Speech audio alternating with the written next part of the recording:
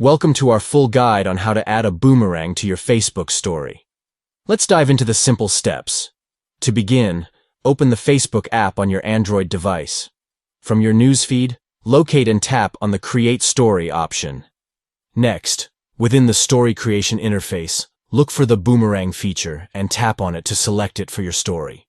Once you've chosen boomerang, tap the capture icon to start recording your boomerang video.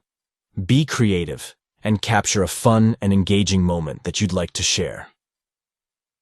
After capturing your boomerang, tap Share to post it to your Facebook story for your friends and followers to see and enjoy. By following these steps, you can easily add dynamic and eye-catching boomerang videos to your Facebook story, adding a touch of excitement to your social media presence. Thank you for watching. We hope this guide has been informative in demonstrating how to include boomerangs in your Facebook story. Get creative, have fun, and share captivating moments with your Facebook community through boomerang videos.